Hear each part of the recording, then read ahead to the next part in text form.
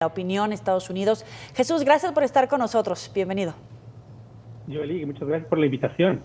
Oye, para que llegaran hasta este punto de condenar a Trump por difamación y abuso sexual, pero no por violación, debía haber pruebas. ¿Cómo queda en todo caso el presidente Trump tan lleno de polémicas, tan provocador, pero que el día de hoy se enfrenta con esta realidad? Pues sí, aquí hay que establecer algo importante. La evidencia hay que señalarlo primero. Es decir, esta acusación era un proceso civil, básicamente, o sea, no hay cárcel de por medio, y la acusación no era por violación directamente. Entonces, pero como era por difamación, porque el expresidente Donald Trump dijo que Carol pues ni la conocía y no había cometido este delito, entonces ella acusó difamación y daños por esa difamación. Para que el jurado pudiera determinar eso, tenía de algún modo que demostrarse con la evidencia pertinente de que hubo algún tipo de abuso sexual, pero incluso se estableció, por ejemplo, en la hoja de cargos 4 elementos, y uno de ellos era si se demostraba violación o el abuso sexual y otro. El jurado finalmente determinó que hubo abuso sexual. No se le condena por abuso sexual como tal, sino por la difamación, porque determina, finalmente, es como la ruta natural del proceso que lleva judicial. Entonces, la difamación es básicamente lo que se le imputa prácticamente a Donald Trump, y porque tiene que pagar 3 millones y 2 millones de dólares, en total 5 millones de dólares. Ahora, es un tema complicado para él, porque evidentemente esto ya lo pone por primera vez de una manera, digamos, ya contundente, y se puede utilizar durante el proceso electoral y complicarle su camino a la Casa Blanca. Claro. ¿Cuál es el futuro precisamente en la carrera política de Trump? Pues mira, hay varios elementos todavía hay que ver, porque él tiene todavía oportunidad de apelar esa decisión. Hay un momento que puede presentar una moción justamente en la misma corte para poder desestimar. Joe Tacopina, que es su abogado, había señalado que había unos procesos con los que no estaba de acuerdo. Eso lo puede reclamar, pero si no, se puede ir a la Corte de Apelación del Segundo Circuito. Cabe recordar que la Corte de Apelaciones del Segundo Circuito tiene otra demanda también de Carol, justamente donde ya se incluye la violación y además difamación. Aquí hay que recordar que hubo 2 demandas porque el Congreso Estatal de Nueva York abrió una ventana de 1 año para que las personas que fueron víctimas de violación o abuso sexual pudieran demandar a sus agresores. Es una ventana de 1 año que ella aprovechó, sin embargo no pudo poner en conjunto las 2 demandas que había presentado, el juez no lo permitió. Y esa segunda decisión está en la Corte de Apelaciones del Segundo Tribunal de Apelaciones. Entonces ahí es donde iría Donald Trump y donde decidiría finalmente un futuro importante para él. Ahora, esto no le detiene su trabajo que sigue como candidato. Recordemos que incluso si él es acusado de un asunto criminal, él puede continuar siendo candidato. Si incluso es acusado y sentenciado por un asunto criminal, también puede continuar como candidato y ganar incluso la elección. Y ahí se tendría que ver cuál sería el protocolo que se sigue en el gobierno para que pudiera ejercer si es que gana la elección en 2024. También hay que recordar que el expresidente tiene muchos otros procesos abiertos, varios de ellos, al menos 4, que son con cargos criminales. Jesús, ¿cómo impacta en el electorado? Porque vemos que al final tiene un grupo político con mucha influencia que lo sigue a pesar de las acusaciones por abuso sexual, en fin, una cantidad importante de procesos judiciales contra él, incluso con los que ya tienen fallos en contra. Sin embargo, vemos que él sigue avanzando, y no solo eso, vemos que otras figuras dentro del grupo de los republicanos siguen la narrativa antiinmigrante, este tipo de personajes polémicos, intocables, que al final siguen avanzando en el electorado estadounidense. Así es, Donald Trump mantiene la base. Yo lo he explicado en varias ocasiones sobre que Donald Trump mantuvo su base siempre dentro del Partido Republicano. Se redujo de aquellos votantes que fueron, digamos, moderados y que de algún modo vieron en, por ejemplo, Ron DeSantis un posible candidato.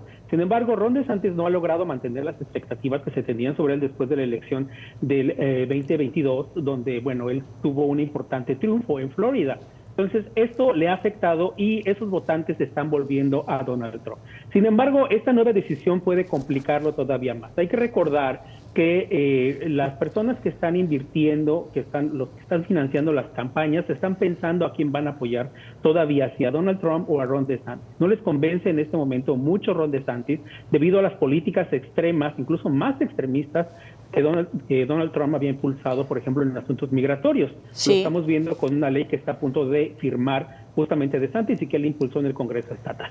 Pero bueno, esos son otros elementos. En el caso de Donald Trump, pues evidentemente van a enfrentar cuestionamientos, porque bueno, el Partido Republicano será cuestionado justamente de impulsar como candidato a alguien que fue acusado de abuso sexual, aunque este caso como tal no fue la acusación directa sobre abuso sexual, como ya lo expliqué, pero tenía que haberse determinado que sí hubo evidencia de ese abuso sexual y que además hay un proceso abierto, pero además hay otros procesos criminales que enfrentaría. Entonces hay que esperar un poco de aquí por lo menos a finales de este año para ver, por ejemplo, si se va a presentar una acusación penal en el caso del proceso electoral como se está investigando en Georgia, por ejemplo. Eso también abonaría, digamos, a complicar también el proceso para el expresidente. Entonces, el escenario para él no es nada fácil.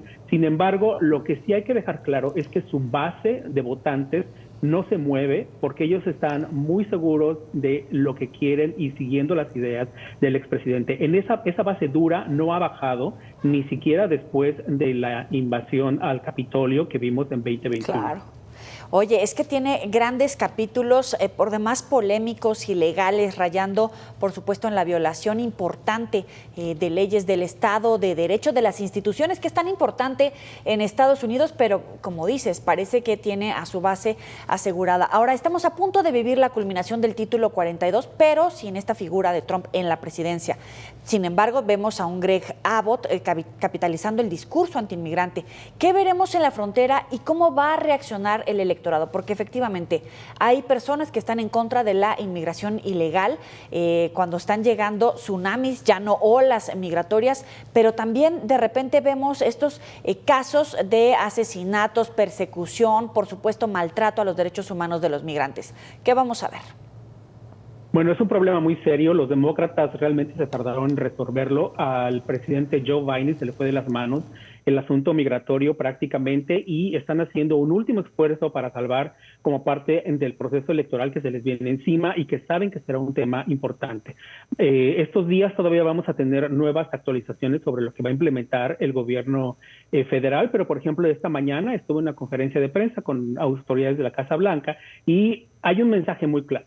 La frontera no está abierta, no vengan, van a ser deportados, tendrán castigos de hasta 5 años si ingresan como indocumentados y las personas que reingresen serán detenidas y tendrán una persecución judicial. Hay que recordar que las personas que reingresan a Estados Unidos después de haber sido deportadas enfrentarían un proceso penal con penas de hasta 20 años de prisión. Entonces, las autoridades estadounidenses están muy enfocadas en eso y los demócratas, a pesar de las críticas dentro del mismo partido en contra, digamos, la persecución de los inmigrantes, están viendo que no pueden mantener esa política que había iniciado el presidente Joe Biden, que había prometido de tener una cierta, recibir a la gente, etcétera. Se les fue de las manos justamente por la cantidad de inmigrantes que dejaron entrar sin ningún proceso, digamos, controlado. Hay incluso organizaciones que señalan que no saben exactamente cuántos inmigrantes ingresaron. Estamos viendo que incluso estados demócratas han criticado la política del presidente Joe Biden, como es el caso de Nueva York. De hecho, por ejemplo, el presidente Biden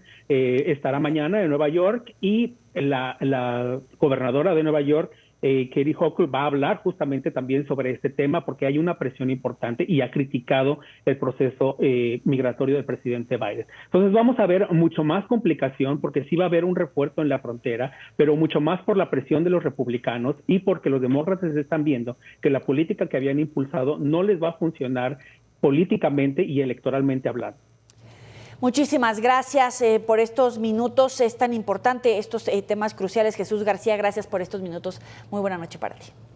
Muy buenas noches, Joely. Muchas gracias. Hasta luego.